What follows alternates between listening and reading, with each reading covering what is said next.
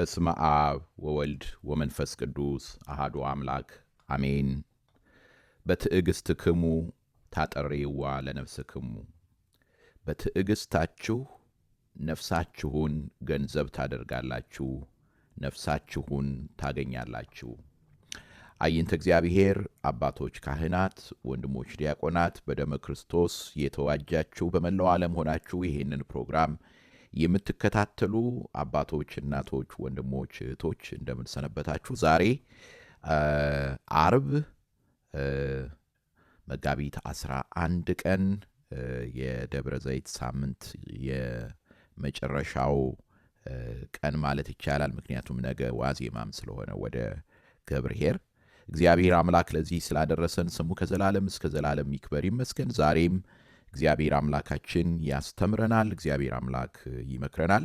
በዚህ በአብይ ጾም መሪያችን የሆነው ጋይድ የሚያደርገን ከቅዱሳት መጻሕፍት እንደ ንብ የቀሰመውን የሚያስተምረን ቅዱስ ያሬድ ነው። ዛሬም በዚህ በደብረ ዘይት አርብ ላይ ካዜመው ዜማ አንዱ የሆነውን ነው ለዛሬው መነሻ ያደረግነው ለትምህርታችን። ቅዱስ ያሬድ ምን ይለናል? በትዕግሥትክሙ ታጠሬዋ ለነፍስክሙ። በትዕግሥታችሁ ነፍሳችሁን ገንዘብ ታደርጋላችሁ፣ ነፍሳችሁን ታገኛላችሁ ይለናል። ይህንን በቀጥታ የወሰደው ቅዱስ ያሬድ ከወንጌል ላይ ነው። ጌታችን መድኃኒታችን ኢየሱስ ክርስቶስ ካስተማረው ወንጌል ላይ ነው። ስለዚህ ይሄንን በሚገባ መረዳት የምንችለው የወንጌሉን አውድ በምንመለከትበት ጊዜ ነው። የወንጌሉን አውድ በሚገባ በምናይበት ጊዜ ነው። ጌታችን መድኃኒታችን ኢየሱስ ክርስቶስ ይሄንን ቃል የተናገረው ስለ መጨረሻው ዘመን ባስተማረበት ጊዜ ነው። ስለዚህ በነገራችን ላይ ወንጌላውያኑ ተባብረው ነው የተናገሩት። ይሄንን ጌታ ያስተማረውን የመጨረሻውን ዘመን ትምህርት የማቴዎስ ወንጌል ምዕራፍ 24 ላይ እናገኛለን። እንደገና ደግሞ ሉቃስ ወንጌል ምዕራፍ 21 ላይ እናገኛለን። ስለዚህ ሉቃስ በዚህ በወንጌሉ ላይ ሲነግረን እንዲህ ይለናል። ጌታ ያስተማረውን ሲያስተምር በዚያን ጊዜም እንዲህ አላቸው፣ ሕዝብ በሕዝብ ላይ መንግሥትም በመንግሥት ላይ ይነሳል፣ ታላቅም የምድር መናወጥና በልዩ ልዩ ስፍራ ቸነፈር ራብም ይሆናል። የሚያስፈራም ነገር ከሰማይም ታላቅ ምልክት ይሆናል። ከዚህም ሁሉ በፊት እጃቸውን በላያችሁ ይጭናሉ፣ ያሳድዷችሁማል። ስለ ስሜም ወደ ምኵራብና ወደ ወህኒ አሳልፈው ይሰጧችኋል፣ ወደ ነገሥታትና ወደ ገዢዎችም ይወስዷችኋል። ይህም ለምስክርነት ይሆንላችኋል። ስለዚህ እንዴት እንድትመልሱ አስቀድማችሁ እንዳታስቡ በልባችሁ አኑሩት። ወደረኞቻችሁ ሁሉ ሊቃወሙና ሊከራከሩ የማይችሉትን አፍና ጥበብ እሰጣችኋለሁና፣ ወላጆችም ስንኳ ወንድሞችም ዘመዶችም ወዳጆችም አሳልፈው ይሰጧችኋል፣ ከእናንተም እያንዳንዱን ይገድላሉ። በሁሉም ስለ ስሜ የተጠላችሁ ትሆናላችሁ፣ ከራሳችሁም አንዲት ጠጉር ስንኳ አትጠፋም። በመታገሳችሁም ነፍሳችሁን ታገኛላችሁ። እና ቅዱስ ያሬድ የወሰደው ከዚህ ቃል ላይ ነው። በትዕግሥትክሙ ታጠሬዋ ለነፍስክሙ። በትዕግሥት በመታገሳችሁ ወይንም በትዕግሥታችሁ ነፍሳችሁን ገንዘብ ታደርጋላችሁ ይለናል። ስለዚህ ይሄ ትዕግሥት የመከራውን ዘመን የፈተናውን ዘመን እንድናልፍ የሚያደርገን እንደሆነ ነው የሚናገረው። በዚያ በማቴዎስ ወንጌልም ላይ በተለየ መንገድ ተቀምጦ እናገኘዋለን። እስከ መጨረሻው የጸና እርሱ፣ እስከ መጨረሻው የታገሰ እርሱ ይድናል ብሎ ሲናገር እናያለን። እዚያ መዳንን የምናገኝበት እንደሆነ ትዕግሥትን ይነግረናል። በዚህ ስፍራ ላይ ደግሞ መዳናችን ነው መታገሳችን ነፍሳችንን እንድናገኝ እንደሚያደርገን ይነግረናል። ስለዚህ እዚህ ላይ ቆም ብለን እንመለከታለንና ከኛ ከዕለት ተዕለት ሕይወታችን ጋራም ያለውን ነገር እንመለከታለን እናያለን። እና ጌታችን መድኃኒታችን ኢየሱስ ክርስቶስ በዚህ ስፍራ ላይ የሚናገረው እንግዳ የሆነ ነገር አይደለም። በእኛ ዘመን እየተከናወነ ያለ ነው። ወንድም ወንድሙን፣ ወንድሞች ዘመዶችም ወዳጆችም አሳልፈው ይሰጧቸዋል ይላል እና እንኳን አይደለም ለመንፈሳዊ ነገር ዛሬ ገንዘብ አምላክ ስለሆነ እናት ልጇን፣ ልጅ እናቱን ወይም ልጅ አባቱን ይዞ ፍርድ ቤት የሚቆምበት ዘመን ላይ ነው ያለ ነው። እጅግ ገንዘብ ጣዖት የሆነበት፣ ገንዘብ አምላክ የሆነበት ዘመን ላይ ነው ያለ ነው። የብዙዎች ፍቅር የቀዘቀዘበት ዘመን ላይ ነው ያለ ነው እና በዚህ ዘመን ከሁሉ በላይ በጣም የሚያሳዝነው ደግሞ ምንድን ነው? ሰው ትዕግስት አልባ የሆነበት ዘመን ላይ ነው ያለ ነው። ትንሹ ነገር ያስቆጣናል፣ ትንሹ ነገር ያበሳጨናል፣ ትንሹ ነገር በቀላሉ ተስፋ ያስቆርጠናል እና ይሄ የዘመኑ በሽታ እንደሆነ፣ የዘመኑ ምልክት እንደሆነ ልንገነዘበው ይገባል። የእናንተን አላውቅም፣ ነገር ግን የራሴን ሕይወት ስመለከት፣ የራሴን ነገር በምመለከትበት ጊዜ አንዱ የምታገልበት ነገር ቢኖር ይህ የትዕግስት ነገር ነው። ትዕግስት ቀላል ነገር አይደለም። ትዕግስት ታላቅ የሆነ መንፈሳዊ ተግባር ነው። ካገኘ ነው እና እኛ ገንዘብ ካደረግ ነው በትዕግስታችን ነፍሳችንን ገንዘብ እናድርጋለን፣ ነፍሳችንን እናድናለን፣ ነፍሳችንን እናገኛለን። እዚህ ስፍራ ላይ የምናገኘው ይሄ ነው። እንግዲህ ይሄን ለማድረግ ምንድን ነው ማድረግ ያለብን? አሁን ወደ እርሱ ልምጣ። ምክንያቱም አለመታገስ ባልንጀርነትን እየበተነ እንደሆነ፣ ትዳርን እየበተነ እንደሆነ፣ የብዙ ዘመን ጓደኝነት ከንቱ እየሆነ እንደሆነ፣ አለመታገስ የጸሎት ሕይወታችንን እያደናቀፈ እንደሆነ ግልጥ ነው። ስለዚህ ይህንን ትዕግስት ካልቲቬት ማድረግ የምንችለው፣ ይህንን ትዕግስት ማሳደግ የምንችለው በእኔና በእናንተ ሕይወት ውስጥ እንዴት ነው? እንዴት አድርገን ነው ይህንን ትዕግስት ማሳደግ የምንችለው? በእኛ ልብ ውስጥ መትከል የምንችለው? የመጀመሪያው አንደኛው ራሱ የእምነታችን ሐዋርያ ፈጻሚ የሆነውን ወልደ እግዚአብሔር ኢየሱስ ክርስቶስን መመልከት ነው። ሊቀ ካህናችንን መመልከት ነው። የእርሱን ከጽንስ እስከ መስቀል ድረስ ያለውን ጉዞ ስንመለከት የትዕግስት መንገድ ነው የምናየው። በሸላቾች ፊት ይለናል ኢሳይያስ 53 ላይ አስቀድሞ ተናግሮታል። እንደገና ወንጌላውያኑም እነ ቅዱስ ጴጥሮስም ደጋግመው ተናግረውታልና በሸላቾች ፊት ዝም እንደሚል በግ አፉን አልከፈተም ይላል። በሸላቾች ፊት ዝም እንደሚል በግ አፉን አልከፈተም፣ ለመታረድ እንደሚነዳ በግ ሆነ ነው የሚለን። ልክ እንደዚሁ ደግሞ ቅዱስ ያሬድም እጅግ በጣም ታዋቂ በሆነው ዜማው ላይ ወተአገሰ ምራቀ ርኩሰ፣ ርኩስ የሆነ ምራቅን ታገሰ ይለናል። ለቤተ ክርስቲያን ሲል፣ ለእኔና ለእናንተ መዳን ሲል፣ ለእኔና ለእናንተ ቤዛነት ሲል እንደ ታገሰ እንመለከታለን፣ እናያለን። ስለዚህ ወደ ሌላ አይደለም መሄድ ያለብን። በደል ደርሶብኛል፣ ተገፍቻለሁ፣ ተጎድቻለሁ የሚል ነገር ከሆነ እኔና እናንተ የሚሰማን፣ በውስጣችን ያለው ቁስል ያ ከሆነ ማስቀመጥ ያለብን በፊታችን መስቀሉን ነው። ወልደ እግዚአብሔር ኢየሱስ ክርስቶስ እርሱ ንጹሕ ባሕሪ ሲሆን፣ እርሱ ምንም እንከን የሌለበት ሲሆን ራሱ ጠይቋቸዋል አይሁድን፣ ከእናንተ መካከል ስለ ኃጢአት የሚከሰኝ ማን ነው ብሏቸዋል። እና ማንም ስለ ኃጢአት ሊከሰው አልደፈረም። ማንም ስለ ኃጢአት ሊወቅሰው አልደፈረም። ተንኮል የለበትም ነበረ። እርሱ የዋህ ነበረ። እርሱ ንጹሕ ነበረ። ነገር ግን የመጨረሻውን ክፋት ነበር ያደረጉበት። የመስቀል ሞት ማለት የመጨረሻው አሰቃቂ ሞት ነበረ። ነገር ግን ያንን የመስቀል ሞት እንኳን ታገሰ። ራሱን ባዶ አደረገ። አንዳንድ ጊዜ የኢጓችን መጠን ቁስላችንን ያበዛዋል፣ ህመማችንን ያበዛዋል። እንዴት ተደፈርኩኝ? በነገራችን ላይ ወደ ኋላ ልመለስና በይሁዳና በቅዱስ ጴጥሮስ መካከል የነበረው ልዩነት ይሄ ነው የነበረው። ይሁዳን ወደዚያ አስከፊ ነገር ያደረሰው እኮ ምን እንደሆነ አውቃቸዋል። መሳሳቱን አውቋል እኮ መሳሳቱን አውቋል። መበደሉን አውቋል። ንጹሕ ሰው ማስገደሉን አውቋል። ነገር ግን ምንድን ነው ያለው? በቃ እንዴት እሳሳታለሁ? እንዴት እንዲሆናለሁ? ስለዚህ አንዳንድ ጊዜ ያ የልባችን ስፋት ከኔ በላይ ማንም የለም የሚለው ነገር እንዳንታገስ፣ እንድንበሳጭ፣ በጣም እንድንጎዳ ያደርገናል። ነገር ግን ራሳችንን ዝቅ ስናደርግ፣ ነገር ግን ያንን በክርስቶስ ያየነውን አስደናቂ የሆነ ራስን ባዶ የማድረግ ምስጢር፣ ራስን ዝቅ የማድረግ ምስጢር፣ ያንን ገንዘብ በምናደርግበት ጊዜ ትዕግስት የኛ ይሆናል። ትዕግስት የኛ ይሆናል። ገንዘብ እናደርገዋለን ትዕግስታችንን። ስለዚህ ሌላ ስፍራ መሄድ የለብንም። ነገረ መስቀሉን መመልከት ነው። ነገረ መስቀሉን ማየት ነው። ለእኔ ሲል ነው በመስቀል ላይ የታገሰልኝ። ምንም እንከን የሌለበት ሆኖ ሳለ፣ ምንም በደል የሌለበት ሆኖ ሳለ ወልደ እግዚአብሔር ኢየሱስ ክርስቶስ እርሱ ለእኔ ሲል ሕይወቱን ሰውቶልኛል። ይሄንን አእምሮአችን ባሰላሰለ ቁጥር የእኛ የምንለው የምናስቀምጣቸው ነገሮቻችን እነዚያ ሁሉ ታናሽ ሆነው ይታዩናል።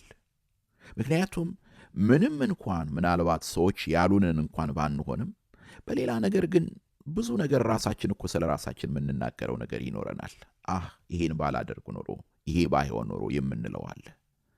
ስለዚህ ምንም ጉድለት የሌለበት አንዳች እንከን የሌለበት እርሱ ከታገሰ እኛማ እንዴት? ይሄ መጀመሪያው አንደኛው ነው። ሁለተኛ እግዚአብሔር ለእኔና ለእናንተ በክርስቶስ ያዘጋጀልንን ዘላለማዊ ክብር፣ ዘላለማዊ ጸጋ ስናይ መታገስ እንጀምራለን። ቅዱስ ያሬድ በዚህ ስፍራ ላይ የሚለን ይሄንን ነው። ምን ይላል?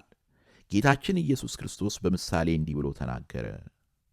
እውነት እውነት እላችኋለሁ በትዕግሥታችሁ ነፍሳቸውን ገንዘብ ታደርጋላችሁ። ገነት የተከፈተው ዕፀ ሕይወት የተተከለው ለእናንተ ነውና ነፍሳችሁንም መላእክት በሰማያት ይጠብቃሉ። ሥጋችሁም በምድር ላይ አይጠፋም፣ በማይጠፋ ገንዘብ አዲስ ሆኖ ይኖራል ይለናል። ስለዚህ ምንድን ነው እያለን ያለው ቅዱስ ያሬድ? ቅዱስ ያሬድ እያለን ያለው ዋጋችሁን ካሰባችሁ፣ በክርስቶስ ያገኛችሁትን ሰማያዊ የሆነ ሕይወትን ካስተዋላችሁ የዛን ጊዜ ትዕግስትን ገንዘብ ታደርጋላችሁ። አሁን አንዳንድ ጊዜ እንቅልፍ እስከምናጣ ድረስ የምንበሳጨው፣ የምንቆጣው፣ የምንናደደው በሌላ በምንም አይደለም። በቃ አጣሁት በቃ በሚል ነው። የዚህን ዓለም ነገር በቃ እንዴት የኔ አይደለም፣ እንዴት ለኔ አልሆነልኝም። ነገር ግን ዝም ብለን ስናስበው ይህ የምናየው ነገር ጊዜያዊ እንደሆነ፣ ኃላፊ እንደሆነ፣ ጠፊ እንደሆነ በምንገነዘብበት ጊዜና እግዚአብሔር ለእኔና ለእናንተ ያዘጋጀልን ዘላለማዊ የሆነውንና ታላቅ የሆነውን ነገር ስናይ የዛን ጊዜ ማናቸውንም ነገር መታገስ እንጀምራለን።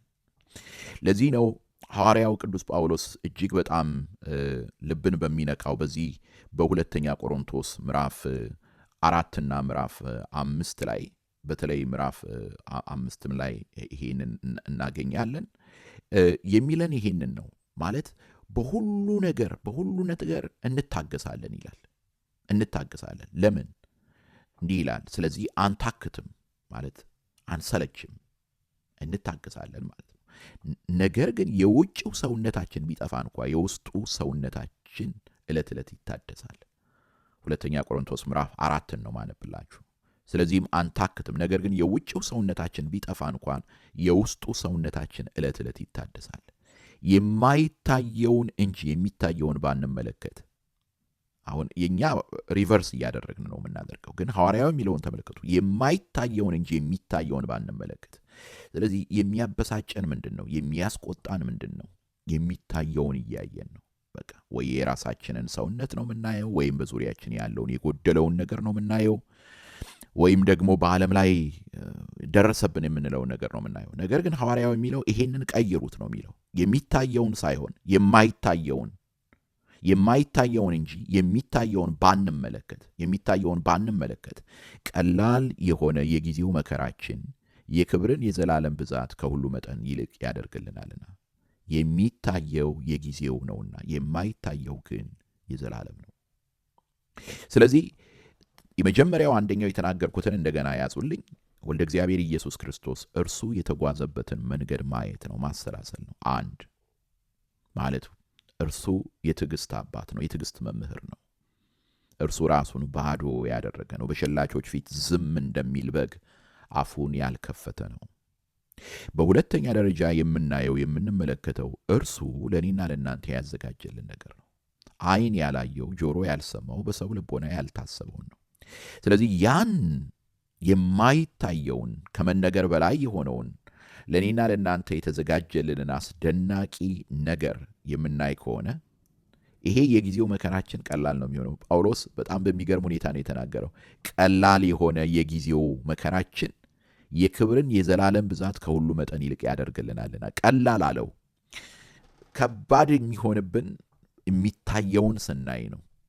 የማይታየውን ማየት ስንጀምር ግን ይሄ ከባድ የሆነው መከራ ቀለል ይላል። ለምን? የሚታየው የጊዜው ነውና። መከራው እንደሚያልፍ እናውቃለን። ችግሩ እንደሚያልፍ እናውቃለን። የተጎዳንበት ነገር እንደሚያልፍ እናውቃለን። እዚህ ላይ ግን አንድ ነገር ልናገር። በዚህ በቡድሂዝም አንድ አባባል አለ። ማለት በዚህ ዓለም ላይ የምናየው መከራውም ይሁን ደስታውም ይሁን ሌላውም ነገር ይሁን የሆነ ኢሉዥን ነው ብለው የሚናገሩት ነገር አለ። በተወሰነ መጠን ነው፣ ግን ሪያሊቲን እኛ አንክድም። ክርስትና አይክድም። ማለት አለ፣ መከራው አለ፣ ፔኑ አለ። ምክንያቱም ይሄ የለበስነው ስጋ መከራን የሚቀበል ስጋ ነው። ስለዚህ ዝም ብሎ ኢሉዥን ብቻም አይደለም፣ ይሰማናል እና አንክደውም። አለ፣ ግን ለጊዜው ነው። ከዛ በኋላ ይወገዳል። ከዚያ በኋላ የማይታየው የዘላለም የሆነ ክብር ተዘጋጅቶልናል። ስለዚህ ሐዋርያው ይሄን ይናገርና ምን ይላል?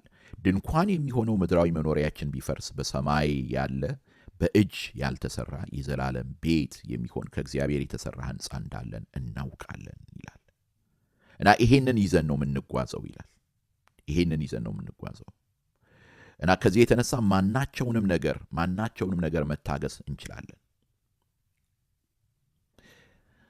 ይሄንን ነው ቅዱስ ያሬድ በትዕግስታችሁ ነፍሳችሁን ታድናላችሁ ወይንም ደግሞ በትዕግስታችሁ ነፍሳችሁን ገንዘብ ታገኛላችሁ ብሎ የሚነግረን።